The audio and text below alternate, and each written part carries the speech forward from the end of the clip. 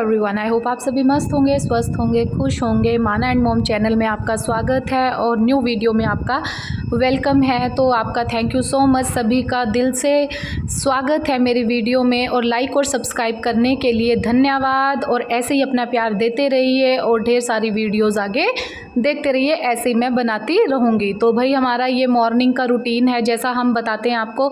अब मॉर्निंग से स्टार्ट हो रहा है, बहुत अच्छा मौसम हो रहा है। बट आज का जो हमारा थोड़ा हार्ड वर्क है, रूरल थोड़ा काम है, जैसे गांव का होता है कि बहुत सारे काम करने पड़ते हैं। पहले टाइम में जैसे हम गेहूं धोते थे, ये वो सब आज वो हम करने वाले हैं। और अपनी मैंने मिडिल क्लास किचन को भी चमका दिया है।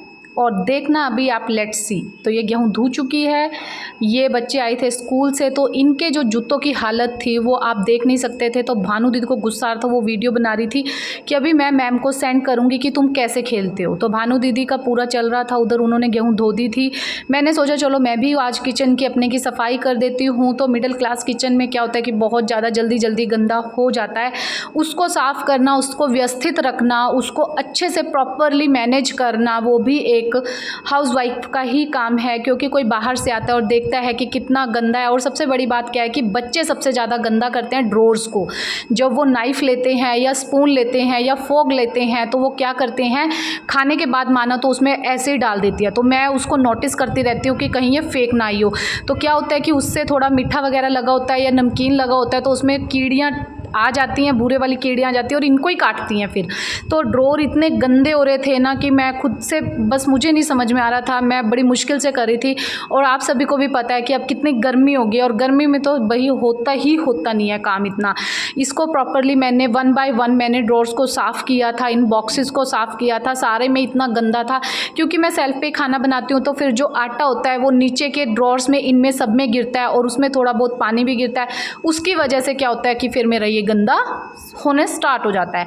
तो अभी मैं सारे इस ड्रॉर के भी डिब्बे बाहर निकाल रही थी। डिब्बे 1 बाय 1 करके मैंने सब बाहर निकाल दिए थे। कुछ नीचे रख दिए थे, कुछ मैंने ऊपर रख दिए थे, क्योंकि ये डिब्बे भी साफ़ होने थे। क्योंकि जैसे मैं खाना बनाती हूँ ना, तो खाना बनाते बनाते ना सब पे इन पे हाथ चला जाता है। मेरा हाथ ही बहुत गंदा होता है, क्योंकि देखो कुछ ना कुछ हाथ पे लगा ही होता है। वैसे मैं कपड़ा भी रखती हूँ अपने पास कि उससे कर लूँ, पर मैं नहीं, फिर भी गंदे हो ही जाते हैं। तो अभी मैं इनके ऊपर ऊपर मारी थी। इनको मैंने ना टाइटली एयर टाइट बंद कर दिया है। क्यों? क्योंकि अगर मैं ये मार रही हूँ तो हल्का फुल्का अंदर कुछ जाए ना, पानी ना जाए, जिसकी वजह से ये अंदर सीलन ना पैदा हो जाए इनके। क्योंकि कई बार मिर्च भी होती है, हल्दी भी होती है, नमक भी होता है, और उनमें क्या होता है कि एक बूंद पानी जाना ही बहुत बड़ी बात होती है, फिर वो सारा ही ख़राब हो जाता है।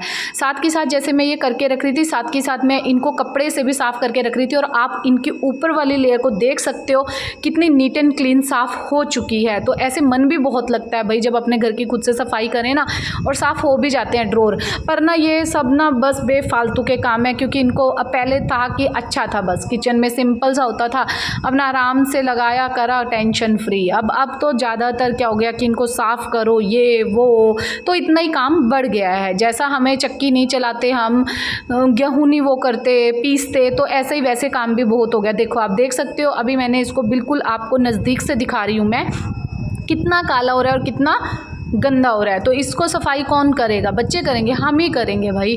क्योंकि इतना टाइम निकाल के फटाफट से इसको साफ़ करना, ऊपर से फिर खाना भी बनाना होता है, और इन चीज़ों के लिए तो आपको टाइम निकालना ही पड़ता है। और सिस्टमेटिक आपने देखो, इतना सा ये ड्रॉर्स है, और इसमें मैंने सिस्टमेटिक बिल्कुल अच्छे करके पहले बड़े बड़े वाले डिब्बे लगाए हैं, और फिर मैंने बिल्कुल छोटे छोटे वाले आगे ही लगा लिए हैं। क्योंकि उसमें थोड़ा सा ये होता है कि उनमें पता नहीं चलता कि हाँ भाई ये कौन सा था, किसका था। मैंने स्लिप नहीं लगाई हुई, कहीं लगा लेते हैं, स्लिप भी लगाते हैं ना कि स्लिप लग जाए तो उसमें पता चल जाता है। नहीं, मैं कन्फ्यूज़न हो जाती हूँ, मेरे को पहले स्लिप ही पढ़नी पड़ेगी भाई, इसमें है क्या चीज़ है। और फिर बच्चों का, वैसे बच्चों के लिए सबसे बेस्ट होता है वो कि अगर कुछ मंगवाना है ना, डिब्बा कोई निकलवाना है, तो बच्चे उसको पढ़ के ना स्लिप को आराम से कर सकते हैं। ये थी कढ़ाई, और ये वाला इससे थोड़ा सा ना काला हो गया था ये वाला ना, तो मेरे को ना साबुन ही लेके आनी पड़ी, क्योंकि इसमें थोड़ा ज़्यादा लगने वाली थी। नीचे से बहुत काला हो रहा था, क्योंकि कढ़ाई की जो नीचे वाली लेयर थी ना, जो तली थी उसकी, वो काली थी, थोड़ी काली डाली थी, ज़्यादा नहीं थी।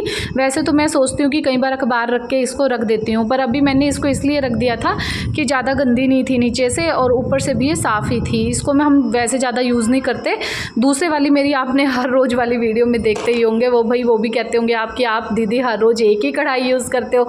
हाँ जी, मैं वो ही कढ़ाई यूज़ करती हूँ। क्योंकि उसमें वो चीज़ें नहीं लगती, जो भी सब्ज़ी वगैरह। ये देखो मैंने आटा निकाल रही हूँ, आटा जमा हुआ था इस चीज़ में ना, सारा गंदा मंदा हुआ था, सारे बर्तन वगैरह। आज तो मैंने अच्छे से पूरी डीप क्लीनिंग कर ही दी है भाई अपने किचन की। और सुबह से उठ के ये काम होते हैं, अदरवाइज़ नहीं होते। हम जल्दी उठ जाते हैं, अपना पूजा पाठ सब ख़त्म करके उसके बाद किचन में आते हैं और फिर सोचते हैं कि भाई खाना भी बन जाएगा और खाना बनने के बाद फिर किचन भी साफ़ हो जाएगी। नहीं तो किचन साफ़ होएगी तो कुछ तो करना ही पड़ेगा। आज चलो टाइम था, हमने किचन का कर लिया था। थोड़ा सा भानु दीदी ने गेहूँ धो दी थी, उन्होंने धोई थी। वो कह रहे थे कि बस अब मैं धो दूँगी, थोड़ा बहुत तू भी कर ले इस काम को। मैं कहा कोई बात नहीं, मैं किचन से फ्री होंगी तभी तो मैं उसको करूँगी ना। तो फिर भाई देखो एक ही काम को तो नहीं लेके बैठे रह सकते ना हम, क्योंकि घर पे भी बहुत सारे काम होते हैं, उसको भी करना उसको भी करना। अभी सारे पे जितने भी थे ये ड्रॉयर्स सबको बंद अंदर से मैंने साफ़ कर दिया था। देन मैंने फिर कपड़ा लेके बाहर से भी, इनको छोटे छोटे छिंटे लगे हुए थे, जैसे बच्चे पानी पीने आते हैं या कुछ करने आते हैं, जैसे इनको हैंडल को पकड़ते हैं तो वो गंदे हो जाते हैं। तो सभी इंडियन मॉम्स का यही काम रहता है भाई, सब ऐसे ही अच्छे से साफ़ सफाई करती रहती हैं। और मेरा तो सारा टाइम ही ऐसे निकल जाता है इसी बिज़ी रूटीन में। तो भाई वो तो ड्रॉ हो चुके थे, अभी चिमनी भी गंदी हो रही थी। कुछ टाइम पहले मैंने अभी चिमनी भी साफ़ की थी अपनी, की थी ना, उसमें कितना गंदा हो रहा था और आपने देखा भी होगा, माय गॉड कितना ऑयल जमा हुआ था। अब दोबारा से फिर जम गया है दोस्तों इस पर।